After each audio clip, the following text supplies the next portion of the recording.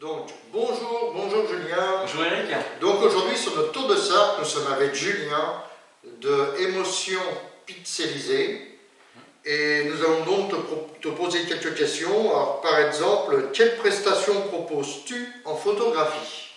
Alors la photographie que je propose, c'est avant tout de la photographie de vie. D'accord. Moi, ce que j'aime bien, c'est photographier l'ensemble de la vie, donc c'est une petite boucle. Oui. Un petit peu comme on discutait tout à l'heure avant de démarrer. Oui. Sur le book que je présente, effectivement, il y a une petite chronologie qui est là, on commence par le mariage, donc effectivement, je vais proposer du reportage de mariage. De mariage. Et puis, alors la vie n'est pas forcément faite de Ouais, ainsi, mais c'est clair. ensuite, on va arriver sur de la photo de grossesse. Parfois, la grossesse un petit peu avant, Ouais. voilà. Oui, vous aussi. Mais d'ailleurs, ça fait des jolis mariages avec les enfants. Ouais, avec les enfants, ouais. Voilà, c'est peut y avoir de très jolies choses. Donc, du reportage de mariage, on va être après sur la photo un petit peu plus studio. J'y reviendrai un petit peu peut-être après sur le studio, la manière de faire. D'accord. Donc, la photo de grossesse. Tout ce qui va être portrait aussi à partir de la naissance de l'enfant, l'adolescent, l'adulte aussi, de tout âge. D'accord. Vraiment sur du portrait, type même portrait d'art. Oui. Et puis on va être donc sur des séances famille également, des choses que j'aime bien proposer. Oui. Et là on va donc faire du reportage à la maison. Oui. Voilà, à la maison, en extérieur, pour vraiment de la photo de groupe, en famille. Oui. Voilà. Donc il va y avoir différents types de séances. Moi j'interviens à domicile ou en extérieur. Ou en extérieur, voilà. d'accord. Donc ça peut être dans une forêt ou dans un champ, voilà. dans un pré, ça peut être n'importe où. Voilà, ça peut être n'importe où. Ce qu'il faut, c'est que le portrait représente les personnes. Ok. En fait, lorsqu'on me contacte, donc autour d'un café, au téléphone, en fait, on va préparer la séance. Parfois, les gens ne savent pas vraiment ce qu'ils veulent comme photo. Ils veulent des photos, mais ils ne savent pas vraiment quoi. Oui, ils n'ont pas d'idée précise. Voilà. Donc, moi, j'interviens ici en tant que conseil, voilà, en discutant. On va voir quelles fibres attirent, on va dire, les personnes. D'accord. Et puis en fonction de leur goût, en fonction de ce qu'ils aiment bien, leur affinité avec la nature et autres, on va pouvoir créer la séance photo. Ok, d'accord. L'idée, c'est qu'à la fin, ils aient un portrait d'eux dans un environnement qui soit le leur, qui leur ressemble le plus. Alors, les gens qui sont photographiés en forêt, ils n'habitent pas forcément la forêt, mais ils adorent se balader par exemple en forêt le dimanche. Ils aiment bien se retrouver en famille, en forêt. D'autres vont être plus sur une fibre peut-être intérieure, donc intérieure de maison, par exemple faire des jeux de société, cuisiner. Donc là on va se recréer des scènes de vie à la maison. Voilà, donc ça peut être un esprit un peu reportage, mais en même temps studio, c'est-à-dire que je vais ramener des lumières pour que il y ait une photo à la fin qui soit jolie, belle à regarder. D'accord. On peut mêler aussi l'ensemble, là par exemple en mettant du fond photo et sur une séance qui peut se faire à la maison, on va mixer en fin de compte les photos studio et les photos un petit peu de reportage. De reportage. Voilà. C'est-à-dire que moi quand j'interviens à domicile, je vais faire un petit peu comme la coiffeuse à domicile, je viens avec tout mon matériel. Avec tout le matériel, oui. Voilà, j'installe mes lumières et on crée un studio en poussant un petit peu les meubles. Ok. C'est sympa. Voilà, donc c'est la partie shooting. D'accord. Et tu veux apprendre après aux personnes donc à se servir de leur appareil. Voilà. Parce que moi, ce que je vois beaucoup, c'est des personnes qui ont des beaux Canon avec les gros objectifs devant et tout. Et c'est vrai que quand ils appuient sur la photo, on entend, ça se déclenche et puis il y a plusieurs photos qui se mettent en route. Donc voilà, il n'y a pas trop de réglages, c'est comme ça. Donc toi, tu veux leur apprendre vraiment la finition. Alors, voilà, il va y avoir deux types de passionnés. Il va y avoir des gens, tout le monde, je dirais, aujourd'hui aime la photo. On prend un téléphone portable, on fait des jolies photos. Des jolies photos, oui. C'est pas pour autant que la photo sera optimisée. Même la photo aujourd'hui, elle va plaire. Et heureusement, je dirais que les photographes vont au-delà du téléphone. C'est clair. On n'existerait plus. C'est clair, oui. Mais il y a aussi un profil de personnes qui adorent la photographie, qui leur passion, c'est d'aller faire des photos dans peu de tout. De peu importe le domaine, puisqu'en fait c'est tellement large, je peux faire de l'animalier, des photos d'étoiles, des photos plutôt, par exemple, de photographier des bagues, des choses qui sont très petites, des petits animaux, des fourmis, des araignées.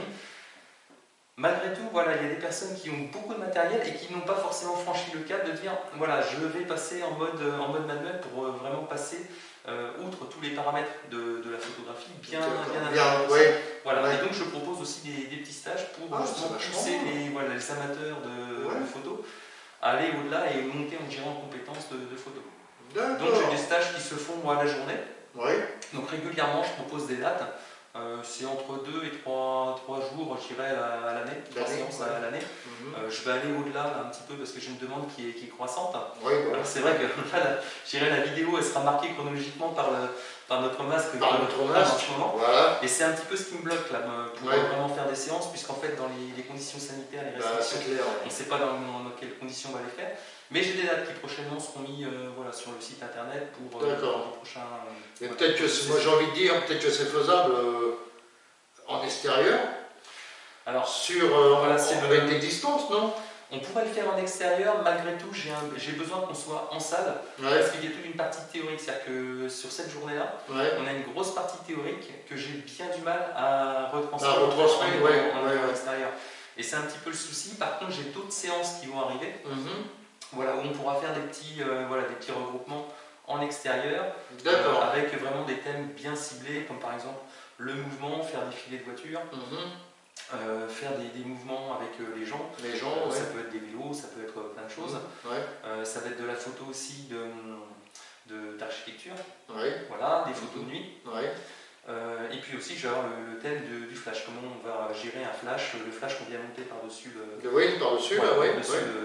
boîtier, et comment on gère un petit peu ce flash-là pour commencer à se débrouiller à faire et du studio, un petit peu, c'est-à-dire que commencer à s'amuser, par exemple, dans sa cuisine et voilà, faire des petites photos, et également du reportage avec ce même flash. Voilà. D'accord. L'idée, c'est toujours, quand on est dans ce stage-là, c'est d'acheter du matériel au strict minimum, voilà, pour réussir à faire des photos à pas très cher, parce que c'est quand même un domaine où on peut dépenser beaucoup d'argent et parfois inutilement. C'est toujours. Oui, je me souviens que tu me l'avais dit ça aujourd'hui du patrimoine. Tu me l'avais expliqué que des fois il ne faut pas grand chose pour faire bien. Exactement. Voilà. Il vaut mieux avoir un matériel en termes de photos que l'on maîtrise réellement, plutôt que d'avoir quelque chose d'énorme et qui propose un tas de choses qu'on n'utilise qu'à 5 ou 10%. Moi je vois, c'est vrai que quand on regarde les appareils photo, mais vraiment très... moi, c'est un appareil photo tout simple, qu'on m'a payé, un Panasonic. Mais même ça, pour rentrer dans les menus, j'y arrive pas. Je ne sais pas le faire. Il y a des réglages, j'y comprends rien. Donc qu'est-ce que je fais? Je prends mon appareil photo, je fais une photo, puis voilà. Donc toi, tu veux apprendre. Voilà, c'est du temps à passer. Alors il y a un prérequis par rapport au matériel également. D'accord. Voilà, il faut que le matériel puisse passer en mode manuel, 100%. On puisse accéder à quand même quelques paramètres. D'accord. Donc à partir de là, on peut être sur le réflexe le fera obligatoirement, l'hybride également, et puis on aura quelques bridges aussi. J'ai des personnes qui viennent en stage avec des bridges. Parfois elles vont être bloquées, c'est-à-dire que sur quelques chapitres, je leur dis voilà, sur le matériel, voilà, on ne pourra pas aller beaucoup plus loin, mais pour autant, voilà, on va voir comment on compense pour aller un petit peu plus loin après dans les autres exercices. D'accord, ok, d'accord. Il y a des gens qui arrivent qui sont passionnés par le flou d'arrière-plan par exemple, dire je veux faire du flou d'arrière-plan. Même sur un bridge où on n'aura pas tous les paramètres, on arrivera à trouver la solution pour faire un flou derrière, par exemple. D'accord. Voilà. Et dans ces fameux cours, est-ce que tu leur apprends après à faire le montage, par exemple sur ordinateur? Alors là, il va y avoir des séances pareilles qui vont arriver prochainement, parce qu'il y a une demande aussi qui est sur ce sujet. C'est sûr. Et il y aura effectivement des sessions qui sont vraiment typiques informatiques sur le développement qu'on fait de la photo. Ok, d'accord. C'est vrai que la photo, c'est pas simplement appuyer sur voilà, c'est ça. Voilà. Et puis après, on l'emmène au photographe, il développe, et puis on a sa photo, puis voilà. Alors moi, je dis l'intérêt qu'il y a, c'est de... Comme moi, quand je fais mes vidéos, donc c'est après aller sur un site, toi, de montage, où tu as plus de plaisir à faire ta réalisation toi-même, à faire ton montage toi-même, quoi, j'ai envie de dire. Et pour les photos, c'est pareil. Alors la photo, oui, c'est à part entière. C'est-à-dire qu'aujourd'hui, pour parler simplement que du numérique, aujourd'hui il y a la prise de vue, voilà, et c'est la face cachée de l'iceberg, parce qu'on oublie complètement la préparation. Et voilà. La préparation, aller voir déjà sur le terrain au préalable, quelles sont les petites difficultés difficultés qu'on peut rencontrer. Voilà. Donc il y a tout un aspect de préparation. Il y a le moment de prise de vue. Ouais. Et puis après, quand il y a le retour devant l'ordinateur, donc le chargement de la carte, là, ça démarre avec le tri, le tri des images et le développement. C'est-à-dire que là, le développement, on va ramener tout ce qui va être couleur, on va ramener les contrastes, donc on va travailler un petit peu sur tout ça. Et puis à la retouche, au besoin. Voilà, c'est ça, ouais. Donc la retouche, par rapport à du développement, la retouche, là on va gommer par exemple une coupure de rasoir. C'est pas le bonjour, le shooting photo, c'est clair. Il y a le petit bouton du matin qui arrive le matin du shooting. Bon bah là il n'y a pas de souci à avoir no stress. Ça se corrige. On corrige, voilà. D'accord. À la fin de chaque séance, on regarde un petit peu l'ensemble des photos et je parle en fin de compte au niveau retouche. Par exemple, les gens, qu'est-ce qu'ils ont envie, quel est le niveau de retouche que je retouche sur la photo. Voilà. D'accord. C'est bien ça aussi. C'est bien. C'est sympa. Voilà, donc ça fait partie de l'ensemble de ce que je peux proposer. Alors j'ai envie de te poser une question. Comment es-tu arrivé à la photo? Alors ça c'est une longue histoire. Pour faire court. Donc je suis issu d'une famille très photo. La passion de la photo est très ancienne chez nous, c'est vraiment ancré. Donc j'ai toujours vécu avec des photos tout le temps. Petit, j'avais des photos tout le temps, mes parents. Photos de famille, de vacances. J'avais comme plaisir de reprendre un petit peu les boîtes à photos qu'on pouvait avoir et on se retrouvait. Moi je remontais un petit peu le fil du temps, je retrouvais mes parents, le mariage de mes parents, le mariage des grands-parents, et il y avait quand même à l'époque une certaine qualité. Enfin j'ai toujours en tête la photo de mariée de mes grands-parents, donc fait par un maître photographe de l'époque. Et là, c'est une photo qui a passé les années et on est réellement sur un patrimoine familial. Et en fait, c'est cette motivation-là que j'ai et que j'ai toujours aujourd'hui en disant voilà, une photo, il faut qu'elle soit réalisée convenablement pour qu'elle puisse passer les années comme ça, de génération en génération. C'est une fierté de retrouver ses grands-parents comme ça. Mais je sais qu'à un moment donné, tu es en photo, mais même avec le portable, il y avait une mode qui était revenue. Bon, je pense que ça va passer vite, le noir et blanc. Qu'est-ce que tu en penses, toi, du noir et blanc? Ça se démodera pas. Ça se démodera pas? C'est-à-dire qu'on a des fois des modes un petit peu comme le sépia qui arrivait à un moment donné, qui repart un petit peu. Le noir et blanc, en fait, j'adore le noir et blanc parce qu'en fait, ça va suggérer plein de choses. On laisse libre cours au lecteur. Alors autant je ne vais pas forcément proposer que du noir et blanc. Ça m'arrive d'avoir des prestations où les gens me demandent nous c'est que du noir et blanc. Pas de problème. Et d'autres, sinon on n'est pas trop noir et blanc, on est plutôt couleur. Donc je me cale un petit peu par rapport à la demande. Mais lorsque j'ai pas d'obligation, j'ai globalement dans mes reportages, peut-être un 66% couleur, et puis je vais avoir le dernier tiers qui va être en noir et blanc. Le noir et blanc, il va porter peut-être des petites choses supplémentaires. Les couleurs n'étant plus là, ça va être à nous d'imaginer certaines choses. Donc voilà, c'est suggestif. D'accord. Le noir et blanc, il n'est pas prêt de disparaître. Il n'est pas prêt de disparaître. D'accord. Dans l'émotion, on en aura encore besoin. Ça dépend du cliché. C'est clair. Ça dépend du cliché. Il y a certains points de vue. Dès le départ, dès la prise de vue, je dis celui-là, ce sera en noir et blanc. Parce que l'instant, il y a un contraste qui fait que le noir et blanc, ça sera le top. Et puis d'autres, il y a des couleurs qui se mêlent tellement bien. Je dis là, non, ça sera couleur.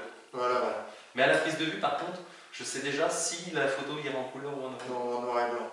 Parce que dans des mariages, je suppose, on voit beaucoup de personnes qui font leur mariage sur le thème avec une vieille voiture à l'arrivée à la mairie et puis ou l'église. La voiture a son importance. Et la voiture a son importance. Et donc, moi, je pense, je ne suis pas photographe, mais je pense que, par exemple, on arrive avec une vieille Citroën, un vieux C4 ou n'importe quoi, prendre une photo en noir et blanc, ça ramène à l'époque de la voiture. Exactement. Et on se dit, le mariage est basé sur cette époque-là, sur ce thème-là. La voiture ne fera pas forcément le thème. Elle elle en fait partie. Elle en fait partie. Elle en fait partie. Donc ça va dépendre vraiment du mariage. Mais c'est vrai que de ramener parfois le noir et blanc, ça va ramener en fin de compte l'époque de la voiture. De la voiture. Et c'est vrai que ça peut faire des photos qui vont être vraiment un style qui va revenir un petit peu à l'ancien finalement. Et ça peut être très sympa. D'accord. Tout dépend après aussi dans l'environnement que l'on est. D'accord, oui, c'est clair. Donc il y a tout un ensemble qui fait la photo. Qui fait la photo, voilà. Et je voulais te demander, as-tu suivi une formation? Alors en termes de formation, moi je suis un autodidacte. D'accord. Voilà, donc alors comment je me suis formé? Ça va être par beaucoup de lectures. Voilà, c'est-à-dire que je suis venu à la photographie à la naissance de mes filles. Oui. Voilà, alors je faisais déjà des photos un petit peu avant. Et puis j'ai investi dans du matériel à partir de là, à partir du moment où j'ai eu mes enfants. Et là j'ai dévoré les livres et après j'ai fait énormément d'essais. C'est-à-dire que c'est pas simplement la lecture, c'est pas simplement en lisant comment on va faire du tennis ou comment on va jouer du football. Si on n'essaye pas de taper dans le ballon ou de taper dans la balle, on n'y arrive pas. Donc il y a énormément d'essais. Des photos ratées, j'en ai eu énormément. Plein, j'imagine, oui. Et puis c'est à force de persévérer. Voilà, chercher, comprendre pourquoi ça marche pas. Et aujourd'hui encore, je fais encore des essais. Des essais, Mais je pense que dans ce métier-là, des essais, t'en feras tout le temps, quoi. Et sur toute ta carrière, c'est constant. On veut toujours s'améliorer, je veux dire. Dès qu'on a gravi une marche, en fait, on est en train de regarder la marche d'après. Oui, c'est ça. Voilà. C'est ce qu'il faut. Moi, c'est ce qui m'a fait avancer. C'est-à-dire que j'ai toujours attaqué. Étape par étape. J'ai jamais gravi un échelon plus vite que la musique. Donc j'y ai été progressivement et aujourd'hui encore. Donc là maintenant je suis un petit peu moins autodidacte, c'est-à-dire que je suis des formations auprès d'autres photographes dans des domaines bien particuliers. Voilà, donc ça peut être la photo d'enfant, la photo scolaire également. Donc voilà, là je vais suivre des formations parce que ça reste important. Dans le fait que c'est-à-dire que dans chacune des prestations, lorsque j'interviens, je dois être au top. Donc on se doit aussi d'être formé. Ça c'est des choses sur lesquelles j'insisterai longtemps. Oui, bien sûr, bien sûr. Ensuite, as-tu des réseaux sociaux? Oui, tout à fait. Donc on peut retrouver l'émotion pixelisée sur Facebook. Donc c'est vraiment le réseau sur lequel je suis le plus présent. D'accord. Et depuis peu, là, j'ai l'Instagram. Bien, oui, pour les photos, c'est très bien. Pour les photos, c'est très bien. Alors, j'ai encore un petit peu quelques difficultés, je dirais, avec le mode carré d'Instagram. Mais ça fait partie, ça fait un petit jeu, ça fait un petit défi. J'aime bien les défis. Alors, moi, j'ai remarqué avec Instagram, par exemple, quand je fais, comme là, une interview, et qu'après, je fais un montage photo, admettons. Les photos, je ne vais pas les prendre avec le caméscope, je vais les prendre avec mon appareil photo, mon téléphone. Avec le téléphone. Et à savoir que quand avec le téléphone, je peux partager directement, j'ai mon Instagram qui est dessus, le téléphone, je partage comme ça directement et ça le fait. C'est fait pour le téléphone Instagram. Mais voilà, après avec le téléphone, on ne fait pas du si bon boulot que toi tu fais, quoi. Donc je pense qu'il doit y avoir... c'est clair. Alors, à savoir que moi, au niveau, j'ai remarqué sur Instagram, au niveau photo, c'est du 10-80, ça passe super bien. Ils prennent, il n'y a pas de souci. Mais après, et c'est pour ça que je reste toujours en 10-80. Donc ensuite, je ne fais pas de leçon, pas du tout. Il n'y a pas de souci. Et ensuite, j'ai une question. Voilà, tout le monde y a le droit, il y a une petite question derrière que je pose. Si par exemple, tu me parles de cours, si tu veux attirer les gens vers toi, pour faire un cours de photo, pour même faire une photo, un stage de photographie, une séance, comment tu ferais pour les attirer vers toi, les gens? Avec quoi, avec quelles paroles, avec quels moyens tu les attirerais vers toi? Alors aujourd'hui, les gens viennent vers moi par le bouche-oreille. Aujourd'hui, c'est vraiment jusque-là, c'était vraiment le bouche-oreille qui faisait que les gens venaient vers moi. C'est-à-dire que les gens découvrent les albums photos par exemple, et ils vont les découvrir chez les amis, dans la famille. Super, t'as un album, même les gens sont fiers de présenter les photos d'une séance. On a fait des photos avec un photographe. On s'assoit dans le canapé, et on regarde les photos, ça donne des envies et les gens m'appellent à ce moment-là. Ils demandent qui c'est qui a fait ça et puis. aujourd'hui, dans le développement de l'activité, donc effectivement sur les réseaux sociaux, ça permet d'étendre un petit peu tout ça. Ça étaye également le bouche-oreille, c'est-à-dire qu'effectivement, tiens, bon, la séance que tu as fait, ça ne correspond pas tout à fait à ce que moi je voudrais faire des photos. Et le fait d'avoir une petite vitrine comme ça sur Instagram, sur Facebook, les gens arrivent à s'imaginer, à se projeter dans le type de photo. Et à savoir que sur Instagram, excuse-moi de revenir là, c'est que tu peux t'offrir, toi, tout seul, une petite chaîne YouTube où tu mets que tes photos, et tout ce que tu mettras sur YouTube, tu as un petit carré dans le profil Instagram que tu peux enlever comme tu veux, et dans ce profil-là, tu prends le lien de ta vidéo, hop, tu le recolles sur le fil. Les gens, qu'est-ce qu'ils vont faire? Ils vont regarder tes photos, ils vont dire mais c'est sympa.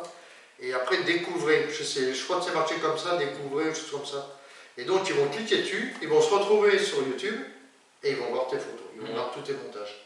Donc, je pense que ça aussi, ça pourrait t'aider. Eh oui, d'aller sur YouTube. Alors, YouTube, la chaîne est lancée. J'ai lancé une petite vidéo là, qui est sur le côté passion, dans la photographie d'étoiles. Des choses, c'est bien. Des photos que je fais comme ça pendant mes congés. Bien sûr.